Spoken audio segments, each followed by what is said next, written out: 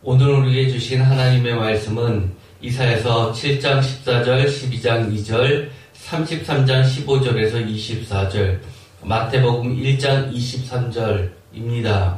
우리가 이 말씀을 하나씩 다 읽었습니다. 그 공통점이 무엇일까요?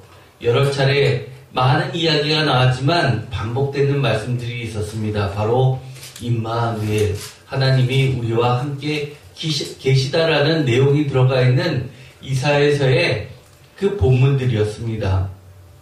또한 이제 돌아오는 주는 성탄주일입니다. 올해는 성탄절과 성탄주일이 하나로 합쳐지는 그런 귀한 날입니다. 그런데 성탄절을 하면 가장 많이 아마 함께 말씀이 익혀지는 본문은 마태복음 1장 21절의 말씀인 줄 압니다. 아들을 낳으리니 이름을 예수라 하라. 이는 그가 자기 백성을 그들의 죄에서 구원할 자이심이라 하니라. 이 예수는 이예수 또는 히브리어로는 헬라어로는 이예수, 히브리어로는 여호수아입니다. 하나님은 구원이시다라는 뜻을 가지고 있습니다. 그런데 이 하나님은 구원이시다, 구원에 관련된 이 이야기를 22절에서 이렇게 이야기합니다.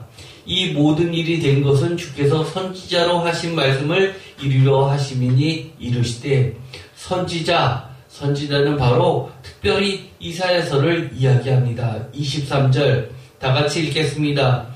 보라, 처녀가 잉태하여 아들을 낳을 것이요 그의 이름은 임마누엘이라 하리라 하셨으니 이를 번역한즉 하나님이 우리와 함께 계시다 함이라. 아멘. 바로 이것은 임마누엘, 즉 하나님이 우리와 함께 계시다라는 이사야 선지자의 그 예언이 성취되었음을 명확히 하는 말씀입니다. 그런데 이 본문을 모르시던 기독교인들은 아마 없을 겁니다.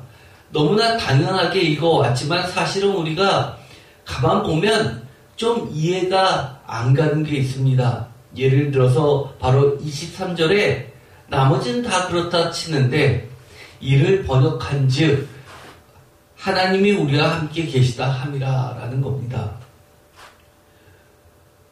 우리가 임마누엘 하면 어떤 말입니까? 그것을 굳이 번역할 필요가 있습니까? 어떠신가요? 여러분들이 만약에 히브리어를 아는 사람들, 즉 유대인이었다면 임마누엘이라 하리라 라고 했으면 더 이상 번역할 이유가 없겠죠. 그런데 이를 번역한 즉 하나님이 우리와 함께 계시다 함이라 라고 한다는 이야기 자체는 반드시 번역이 필요하다는 겁니다. 누구한테 번역이 필요할까요? 히브리어를 모르는 사람들입니다. 1차적으로는 예를 들어서 히브리 사람인데 디아스포라, 유대인들, 멀리 해외에서 사는 사람들, 그런데 이 디아스포라는 사실은 우리가 생각하는 이민했던 교포 2세, 3세하고는 차원이 다릅니다. 한국에, 미국에 건너가서 교포 2세로 태어나서 어릴 적부터 태어난 자들은 한국말보다 영어를 훨씬 잘하죠. 오히려 한국말을 모르는 경우가 있습니다. 가끔 아주 자주 하는 말은 하지만 나머지 말은 한국인인데도 모르는 경우가 있습니다. 그런데 디아스포라 같은 경우는 그런 경우가 없죠. 반드시 자신들의 모국어를 하게끔 특별한 교육을 합니다.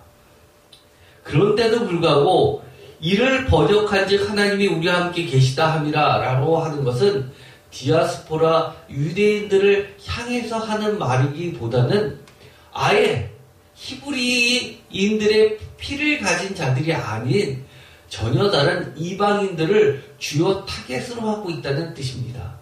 즉 우리와 같은 사람들입니다. 그런데 우리와 같은 이방인들이 하나님이 우리와 함께 계시다고 이야기를 하는 겁니다. 그렇기 때문에 우리가 이 성탄절이 되면 많은 수많은 예수 그리스도의 탄생과 관련된 말씀 가운데 특별히 이 이사야서의 말씀과 마태복음의 말씀이 자주 읽히는 이유입니다. 신앙의 여정 속에 만나는 갖가지 두려움과 또는 하나님의 좌표 속에서 먼저 그 우리들의 어떤 행위나 노력보다도 먼저 선행하시면서 인도하시는 바로 임마누엘의 하나님이라는 그런 신앙의 목표점을 명확하게 보여주고 있기 때문입니다. 감리교에서는 은혜라는 말보다도 더 중요한 신학적 용어가 있습니다. 선행은총이라는 뜻입니다. 선행은총은 무엇일까요? 우리가 하나님을 사랑하기 이전부터 하나님께서 먼저 우리를 사랑하셨다는 그것이 매우 중요합니다. 장로교는 사실은 어떤 예정론에 갇혀서 이런 것들을 별로 부각하진 않지만 이 감리교에서는 무엇보다도 선행은총을 중시합니다. 심지어 내가 하나님을 믿었다, 예수님을 믿었다고 그렇게 자신의 어떤 의지를 표명하기 이전부터 하나님은 먼저 우리를 찾아오셨다고 이야기를 하죠.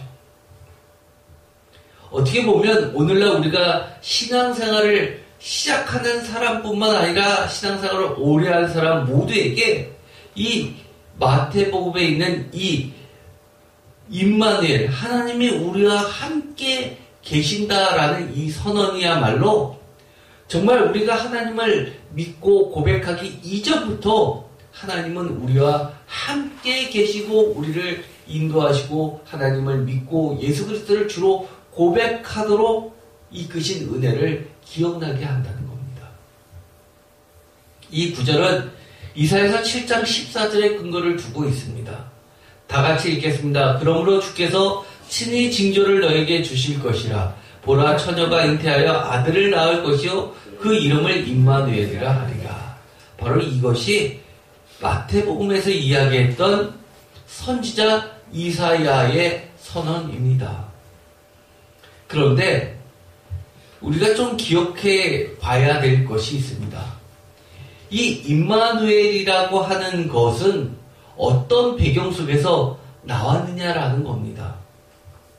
이 이사야서 7장 14절을 우리가 이미 다 했습니다. 이사야서 7장. 그 이사야서 7장 14절이 들어가 있는 본문 7장부터 8장에 이르기까지 계속되는 배경의 색깔은 한마디로 두려움입니다. 그런데 그 두려움에 대해서도 명확하게 이 이사야 선지자는 선언하고 있는 본문들이 많이 나오게 됩니다. 대표적으로 이사야서 12장입니다. 이사야서 12장은 무엇입니까? 여러분 기억나시죠? 이사야서 12장은 무엇이죠? 기쁨의, 구원의, 우물들의 노래라는 그 유명한 12장입니다. 그런데 그 기쁨의, 구원의, 우물들의 노래라는 것 이전에 놓여있는 배경은 바로 두려움이 짙게 깔려 있습니다. 이사야서 12장 1절 그날에 내가 말하기를 여호와께서 주께서 전에는 내게 노하셨사오나 이제는 주의 진노가 돌아섰고 또 주께서 나를 아니하시오니 내가 주께 감사하겠나이다 할 것이라.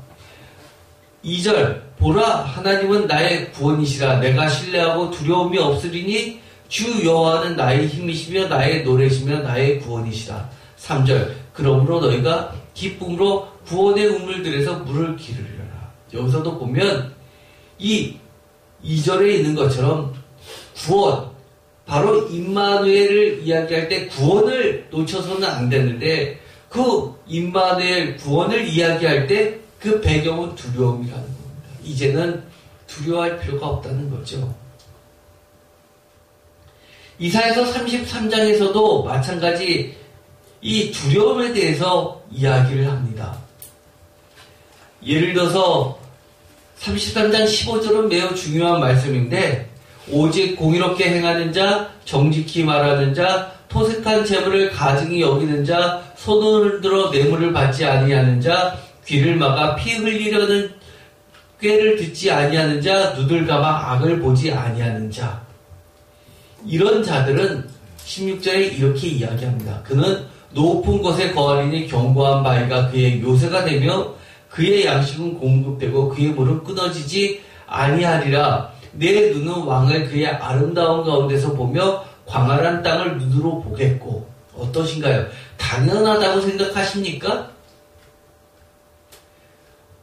이런 자들, 15절에 이야기한 것처럼 이런 자들은 당연히 이 16절과 17절에 이야기하는 그 내용들이 당연하다고 생각하십니까? 그런가요? 우리가 세상을 할 때 그런가요? 한번 거꾸로 읽어볼까요? 공의롭게 행하지 않는 이유들이 있습니다. 정직히 말하지 않고 토색한 재물을 기뻐하는 자들이 있죠. 그리고 손을 흔들어 뇌물을 받는 것이 아니라 신호를 줘서 손짓을 해서 뇌물을 받는 사람도 있습니다. 그리고 귀를 막아 피 흘리는 꾀를 듣지 아니하는 게 아니라 귀를 쫓고 세우고 그런 꾀를 쫓아가면서 눈을 감아 악을 보는 것이 아니라 두 눈을 부릅뜨고 악을 행하는 자들이 있죠. 왜 그렇습니까? 태생부터 나쁜 사람이라서 그렇습니까? 우리 안에는 그런 나쁜 마음이 없습니까? 사실은요, 그렇게 하는 가장 큰 이유는 여러 가지를 꼽을 수 있겠지만 18절에 있는 이 말씀이 힌트가 될 수 있습니다. 18절 다 같이 읽겠습니다. 내 마음은 두려워하던 것을 생각해 내리라. 계산하던 자가 어디 있느냐? 공세를 계량하던 자가 어디 있냐? 망대를 계수하던 자가 어디 있느냐? 이 18절은 사실은 어렵습니다. 개역개정으로 읽으면 잘 이해가 안 되는데 표준세번역으로 읽어보면 너무 잘 이해가 됩니다. 다 같이 읽어보겠습니다. 너는 지난날 무서웠던 일들을 돌이켜오며 격세의 지감을 느낄 것이다. 서슬이 시퍼렀던 이방인 총독, 가혹하게 세금을 물리며 무리하게 재물을 빼앗던 이방인 세금 징수관들, 늘 너의 뒤를 밟으며 감시하던 정보원들 모두 옛날 이야기가 될 것이다. 어떠신가요? 느낌이 완전히 다르죠? 이런 일이 어디 있을까 생각하십니까? 사실 제가 어렸을 때만 해도 부모님들은 어디 나가서 말 조심하라는 얘기를 늘 했습니다. 쥐도 새도 없이 잡혀간다는 얘기를 늘 했습니다. 실제로 우리가 요즘에는 세상이 많이 바뀌어서 영화들이 나오죠. 박정희 시대 때, 그 다음에 전두환 시대 때 소위 말해서 남산이라고 지칭하는 그 보안사들이 나와서 쥐도새도 없이 끌고 가서 온갖 고문을 하던 데가 사실은 그렇게 멀지 않습니다. 그런데 이 구절을 읽어보면 서슬이 시퍼렀던 이방인 총독, 가혹하게 세금을 물리고 무리하게 재물을 빼앗던 이방인 세금 징수관들, 늘 너의 뒤를 밟으며 감시하던 정보원들. 이 말을 사실은 15절하고 정반대의 이야기를 하는 겁니다. 오직 공의롭게 행하는 자, 정직히 말하는 자, 토색한 자물을 가증히 여기는 자, 손을 흔들어 뇌물을 받지 않는 자, 귀를 막아 피 흘리려는 꾀를 듣지 아니하는 자, 눈을 감아 악을 보지 아니하는 자의 정반대는 예를 들자면 아까 이야기했던 이 18절에 있는 표준세 번역에 있는 이런 사람들입니다. 그런데 왜 이런 사람들에게 동참했던 걸까요? 아니, 내가 이런 사람이 됐던 이유가 뭘까요? 본인들도 무서웠기 때문입니다. 이렇게 안 하면 내가 나의 미래가 없어질 것 같았기 때문입니다. 지금 내 자리가 영원히 있을 것 같지 않으니까 내가 높은 자리에 있을 때 되도록 많이 빼앗아 놔야지만 내가 이 자리에 물러났을 때 내 여색을, 내 권력을 어디서도 유지할 수 있다고 생각했기 때문입니다. 아닌가요? 내가 권력이 없다 하더라도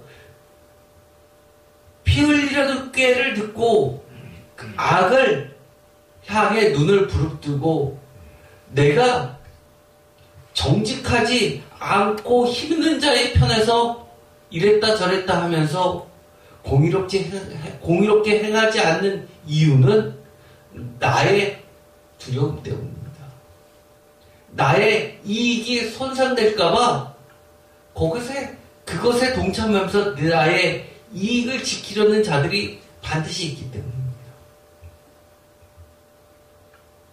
한마디로 성경은 그 모든 것을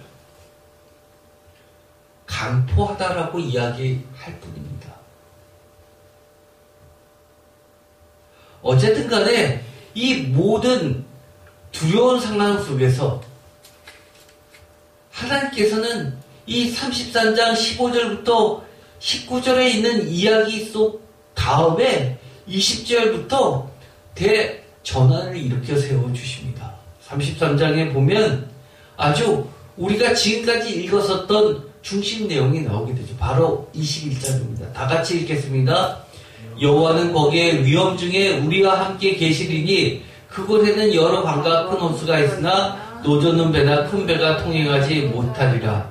대저 여호와는 우리 재판장이시요 여호와는 우리에게 율법을 세우시니요 여호와는 우리의 왕이시니 그가 우리를 구원하실 것이라. 아멘. 여기 보면 무슨 얘기가 나오냐요?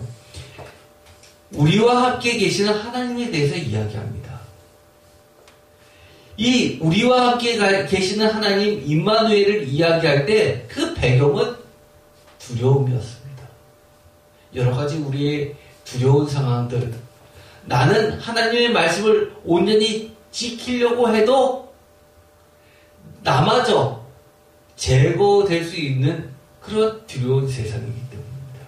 그때 하나님은 33장 20절에서 한 가지 희망의 전환점을 가르쳐줍니다. 다 같이 읽겠습니다. 우리 절기의 시온성을 보라. 내 눈이 안정된 처소인 예루살렘을 보리니 그것은 옮겨지지 아니할 장막이라. 그 말뚝이 영영이 뽑히지 아니할 것이요 그 줄이 하나도 끊어지지 아니할 것이며. 어떻게 하라는 겁니까? 우리의 절기의 시온성을 보라는 겁니다. 이제 성탄절이 코앞으로 다가왔습니다. 작년에도 겪었던 성탄절이 아니라 진정으로 우리의 눈을 시온성을 향해 고정할 수 있는, 그래서 다시는 우리의 눈이 거기에서 벗어나서 어떠한 상황이 오더라도 두려워하지 않고 우리 절기의 시온성 예루살렘만을 바라보는 신앙을 갖게 되었으면 좋겠습니다. 그것이 바로 무엇입니까? 바로 우리의 신앙의 좌표, 임마누엘 하나님입니다.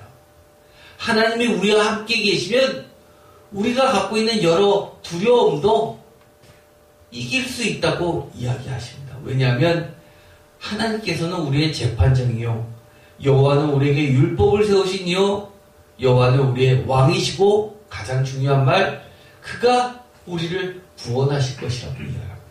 비록 우리가 하나님의 말씀을 쫓아서 지키려고 애쓰다 보니까 우리가 함정에 빠졌다 하더라도 우리를 구원해 주시겠다고 약속해 주십니다. 아까도 이야기했죠. 이사야서 8장에 7장에 이어서 임마누엘이라는 이야기가 나옵니다.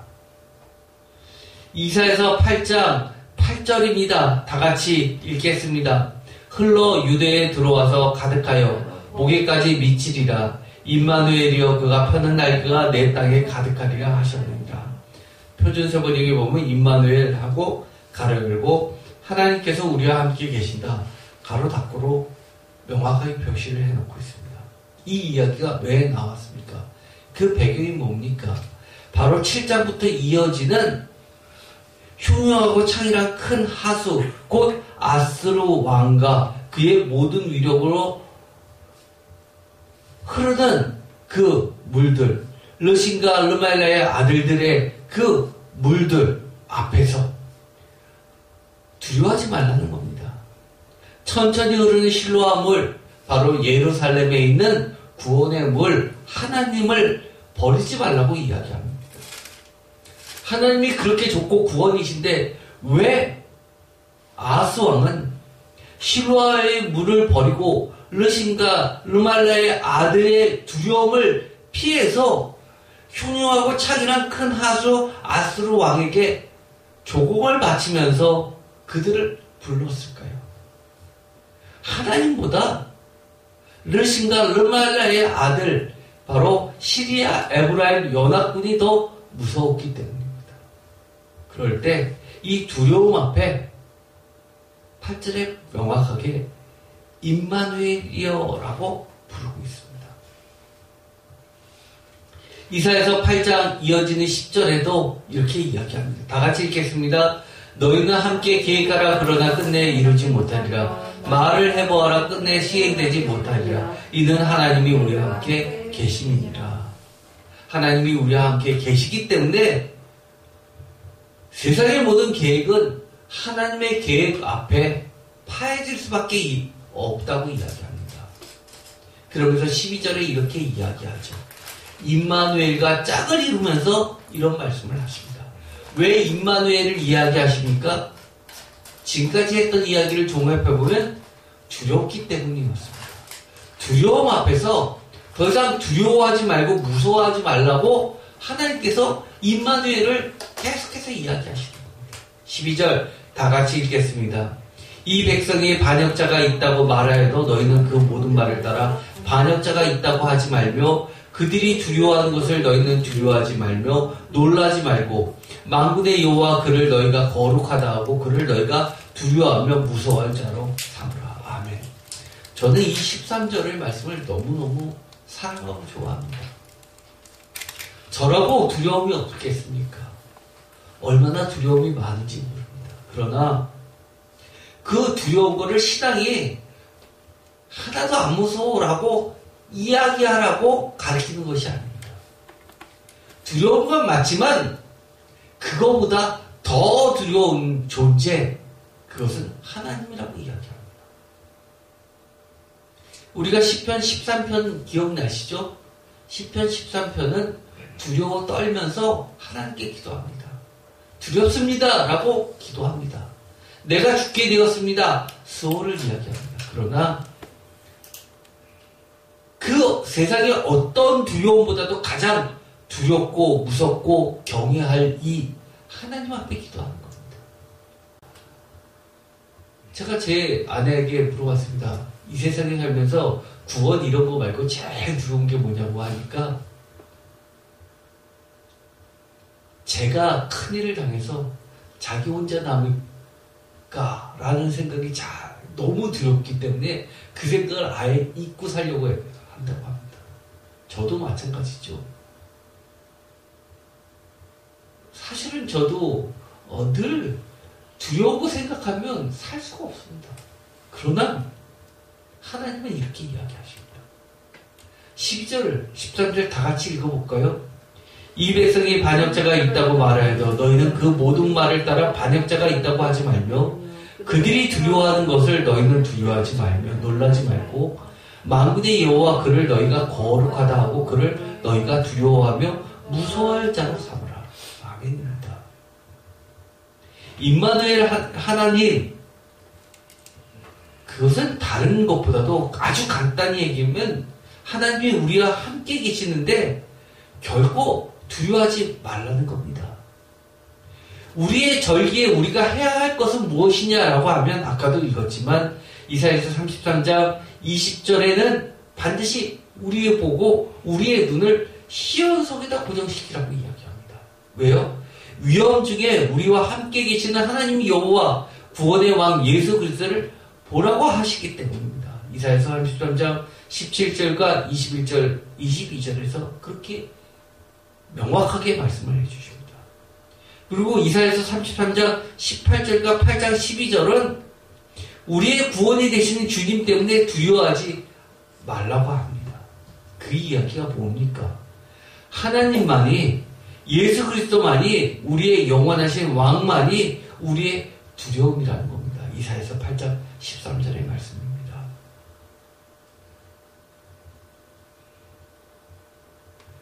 요즘처럼 다 은퇴하신 분들이 너도나도 한숨을 쉬시는 것들이 있죠. 정말 권력을 가진 자들이 서슬이 10% 그리고 가혹하게 세벌 매면서 무리하게 재물을 뺏어가는 것 같다고 이야기를 합니다. 그러나 그 모든 것도 사실은 우리의 기도 제목일 뿐입니다. 물론 하나님이 우리의 재물을 지켜주시는 분 아닙니다. 그러나 최소한 하나님은 우리가 행복하기를 바라십니다. 억울한 일 당하는 거 하나님이 그 누구보다도 슬퍼하십니다. 여기서 우리가 이 두려움과 하나님 앞에서 정말 잊어서는 안 되는 것이 있습니다. 이사야서 12장 2절을 다시 한번 읽어볼까요? 보라, 하나님은 나의 구원이시라. 내가 신뢰하고 두려움이 없으리니 주 여호와는 나의 힘이시며 나의 노래시며 나의 구원이시라. 여기서 반복되는 것이 있죠. 하나님은 나의 구원, 주 여호와는 나의 구원, 같은 말이죠. 그 가운데 무슨 말이 있습니까? 내가 신뢰하고 두려움이 없으리니라고 합니다. 사실 이 이사야서 12장의 이 기쁨의 구원의 우물들의 노래에서 이 구절은, 2절은 매우 중요한 말입니다. 그런데 이 학자들이 노래 속에서 이런 형식을 흔히 이야기하는데요. 아마 이거는 제가 처음 이야기하는 것 같습니다. 학문적인 것 때문에 이걸 이야기하는 것이 아니라 여러분의 성경을 보는 눈을 확대하기 위해서 말씀을 드립니다. 예를 들어서 이런 구조가 나오면요. A, B, X, A-, B-라는 구조가 나오면 이걸 생략해서 A, X, B라는 구조가 나오면 그 가운데 있는 A, X는 피벗이라고 이야기합니다. 우리가 가끔 뉴스에서 이 경제신문에서 피벗이라는 말이 가끔 나오는데 그럴 때는요. 다시 원상으로 돌리는 역할을 할 때 그 피벗이라고 얘기합니다. 예를 들어서 미 연방정부에서 피벗이다, 언제 피벗을 할 것이냐라고 할 때 그것은 이 긴축조정을 했다, 완화 정책을 했다, 다시 완화했다, 다시 긴축하는 이 다시금 제자리로 돌아오는 그런 기능을 할 때 얘기합니다. 그런데 이 성경에서 피벗이라고 할 때는 이 가운데 있는 것은 반복이나 강조를 나타내는 말이라는 겁니다. 즉 여기서 하나님은 나의 구원이시다, 주 여호와는 나의 구원이시다. 다른 말로 이야기하면 하나님은 우리와 함께 계시다, 임마누엘이다 라고 여러 차례 이야기할 때 짝말처럼 등장하는 것, 바로 두려움이 없다는 겁니다. 임마누엘처럼 중요한 말에 짝말처럼 등장하는 것, 그거는 사실 짝말은 아닙니다. 예를 들어서 짝말이라고 이야기할 때는 공의와 정의, 그 다음에 인애와 자비, 이런 비싼 말이 이어지는 게 짝말인데, 이것은 비싼 말은 아니지만 피벗으로 인해서 짝말처럼 늘 달라붙어 있는 건 바로 두려움이 없다는 겁니다. 왜요? 믿음은, 신뢰는 곧 두려움을 없애주는 것이기 때문입니다. 반대로 이야기하는 것은 뭘까요? 우리가 두려움이 왜 생깁니까? 우리의 믿음이 흔들릴 때 두려움이 생기는 겁니다. 우리가 성탄절을 맞이해서 임마누엘 하나님, 예수 그리스도를 맞이해서 우리가 임마누엘 하나님이 우리와 함께 계시다라고 할 때 우리가 읽지는 않아도 짝말처럼 우리 마음속에 늘 새겨넣어야 하는 것은 두려워하지 말자. 세상을 두려워하는 것이 아니라 우리의 예수 그리스도가 계시니 우리는 예수 그리스도만을 두려워하고 하나님의 말씀만을 두려워하고 진정한 두려움은 하나님뿐이다. 세상의 어떤 거는 두려운 것이 아니니까 우리가 하나님의 말씀을 믿고 예수 그리스도의 구원을 믿고 담대히 믿음으로 나아가자라는 것을 반드시 기억해야 된다는 겁니다. 즉 두려움을 없애는 믿음은 만군의 하나님에 대한 신뢰이고 하나님 말씀의 신실하심을 믿는 겁니다. 하나님이 무엇인지 어떤 분인지 잘 모르신다면 하나님의 말씀에 신실하심을 믿으십시오. 그것이 곧 여호와 하나님 자신의 이름을 걸고 하신 삶으로 맹세하신 것이기 때문입니다. 어떤 분들은 그렇습니다. 난 하나님 믿어. 그런데 두려워. 하나님은 안다라고 생각하는데 하나님이 구체적으로 어떠한 분이신지를 잘 모른다면 하나님께서 자신의 삶을 두고 하신 맹세들, 성경책에 써있는 하나님의 말씀을 반드시 지키시는 분이라는 것을 믿고 하나님의 말씀을 믿으십시오. 어떤 분들은 그렇습니다. 나도 믿고 싶지. 그런데 어떻게 믿어져? 두려움이 많으면 믿어질 수가 없습니다. 그런데 그 두려움을 없애는 방법은 결국 하나님의 말씀을 믿으면, 정말 믿으면, 신뢰하면 두려움이 없어지는 겁니다. 믿음을 흔드는 두려움, 이것은요 여러 가지가 있을 수 있습니다. 예를 들어서 이사야서 7장 임마누엘을 이야기 이전의 배경들을 보면 이렇습니다.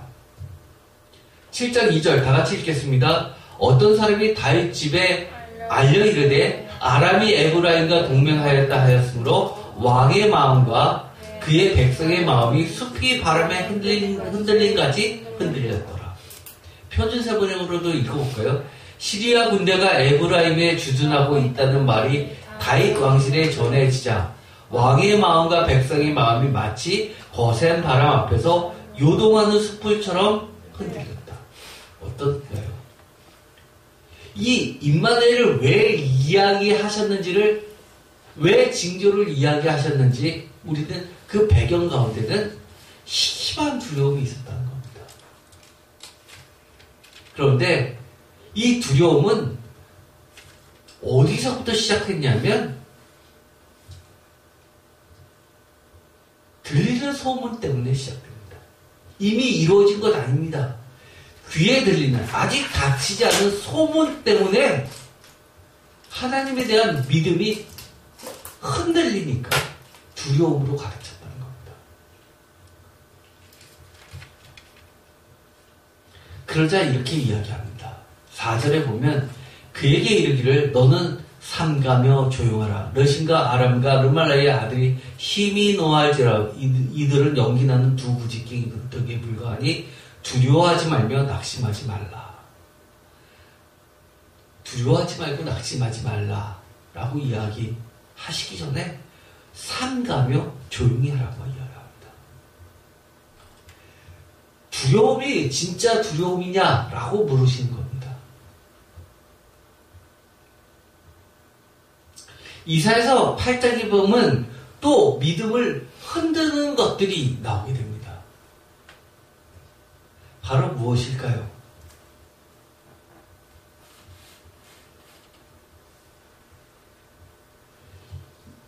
이사야서 8장 6절에서 7절까지 보면 눈에 보이는 것 때문에 두려워집니다. 예를 들어서 이렇습니다. 이사야서 8장 6절 이 백성이 천천히 흐르는 실로와 물을 버리고 르신과 르멜라의 아들을 기뻐하느니라. 그러므로 주 내가 흉흉하고 창이란 큰 하수 곧 아스로 왕과 그의 모든 위력으로 그들을 뒤덮을 것이라. 그 모든 골짜기에 차고 모든 언덕에 넘쳐 흘러 유대에 들어와서 가득하여 목에까지 미치리라. 임마누엘이여 그가 펴는 날과 내 땅에 가득하리라 하셨느니라. 눈에 보이는 것 때문에 이 믿음을 잃어버립니다. 천천히 흐르는 실로와 물, 이것은 흉흉하고 창이란 큰 하수 앞에 아무것도 아니라고 생각했기 때문에 이 천천히 흐르는 실로와 물에 계신 하나님을 믿지 못하는 겁니다. 그러자 역사적으로 거꾸로 이 흉흉하고 창이란 큰 하수가 그렇게 든든해 보일지 모르지만 그것이 오히려 목에까지 미치면서 진짜 두려움을 주시겠다고 말합니다. 우리가 눈에 보이는 것 때문에 믿음을 흔들리는 일은 없어야 됩니다.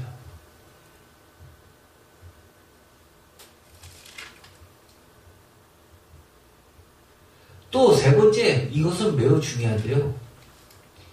정말 실체가 없는 무한한 상상력 때문에 우리의 믿음이 흔들리는 경우가 있습니다. 어떻게 보면 연약하다고 표현할지 모르지만 이 연약한 믿음은 결국 믿음 없습니다. 대표적으로 이 복음서에 보면 이런 말씀을 하시죠.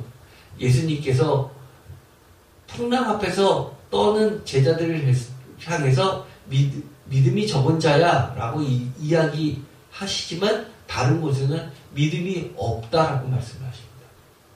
사실 우리가 믿음이 연약한 거는 사실은 믿음이 없는 거나 마찬가지입니다.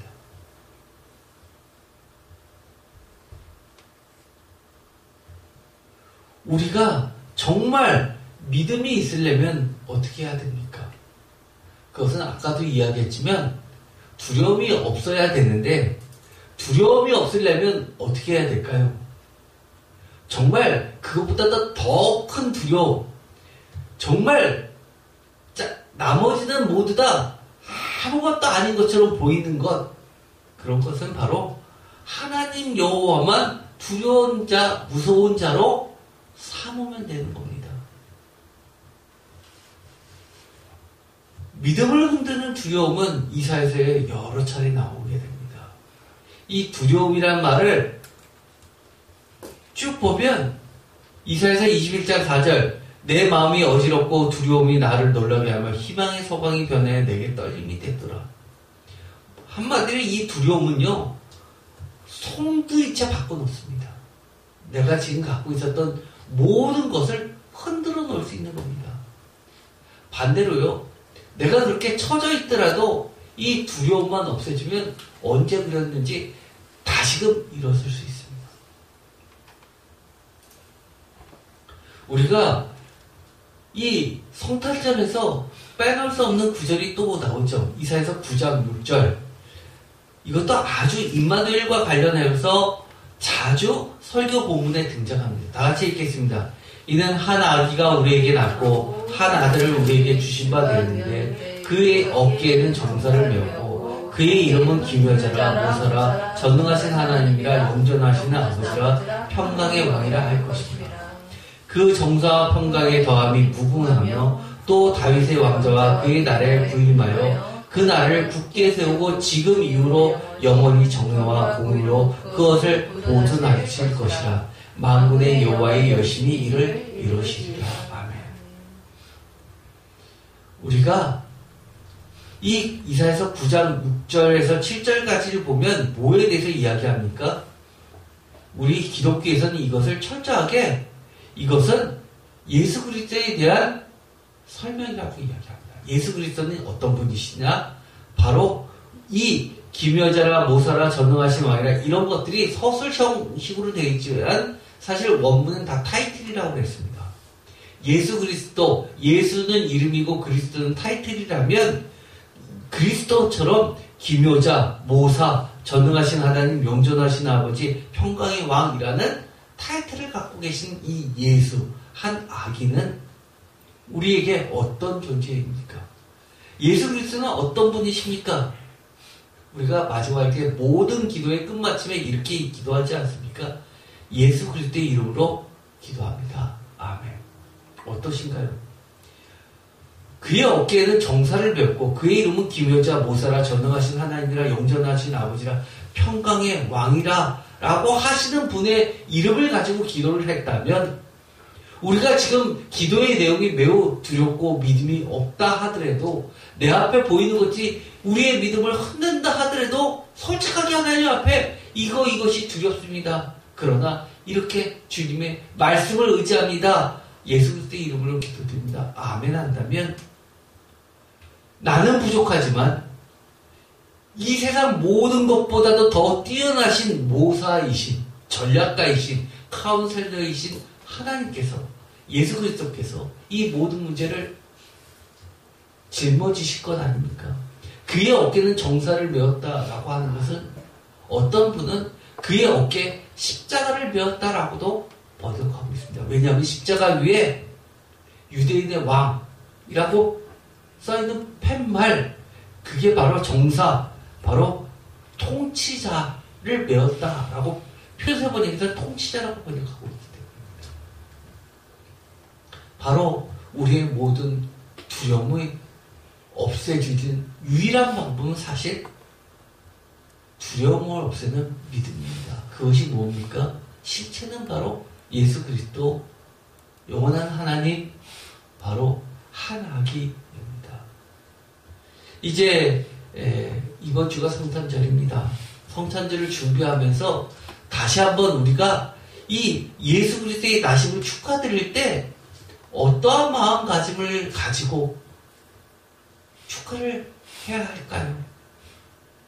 정말 여전히 우리 앞에 놓이는 이 두려움을 가지고 나아갈까요? 아니면 임마누엘 하나님, 우리와 함께 계신 하나님이라는 모든 두려움을 없애는 그 믿음을 가지고 예수 그리스도의 성탄절을 준비할까요? 저는 오늘 이 시간 정말 여러분에게 이런 말씀을 하고 싶습니다.